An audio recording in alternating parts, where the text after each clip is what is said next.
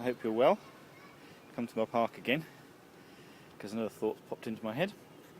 And this one is about a choice I subconsciously made when I was a young child.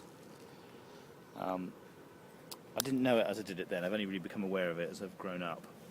But essentially the choice was where I got my motivation from. And this one is, I get my motivation externally. And that primarily means I get it from seeking to please other people.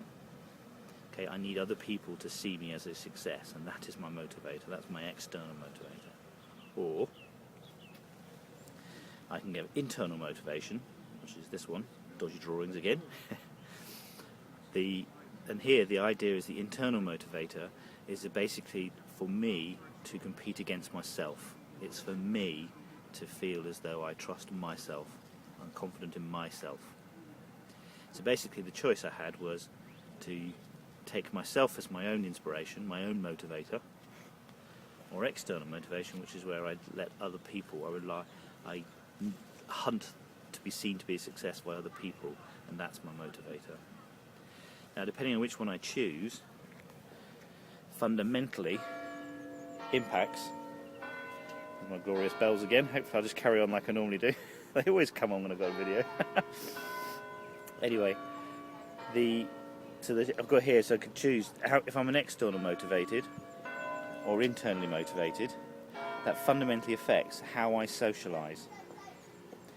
Obviously, if I'm externally motivated, my socialising is going to be on finding people that I need them to see me as a success, finding out what I need to do in order for them to see me as a success, and then doing it.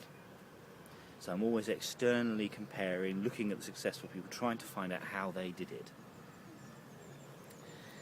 Internally, I'm going to be socialising around constantly having to talk and chat and develop with people, have different experiences to find out more about myself, because I've got to build up a very strong sense of self so that I can actually understand what my motivators are, who I am, basically. So I chat to lots of people, constantly discovering, questioning, seeking out who I am, how I feel, and constantly keeping an eye out for avoiding anybody telling me what to do. They can ask me to do things, but I must always respect the fact that it's my choice to do it, so I must protect my right to choose what I do. Otherwise, what can happen is I can lose myself in other people's thoughts. Okay, so there are two fundamentally different types of socialising emerge based on which type of motivation I pick. Now, when I was a kid, subconsciously, I picked this one. I then spent the rest of my life socialising around how to develop a strong sense of self. Okay? And then what we're saying is on Respect Exchange, we can teach people and show people how to socialise using an internal motivation. The 9 traits that I've written down help me, are the ones that I've used throughout my life to socialise, to develop who I am. And we've got 5 bad traits, which are essentially good traits if you're an external motivator, but when you're trying to do internal motivating, they're bad. And those are the traits. We teach 9 good traits to follow when you socialise, and 5 bad traits to avoid, only when you're internally motivation. Okay?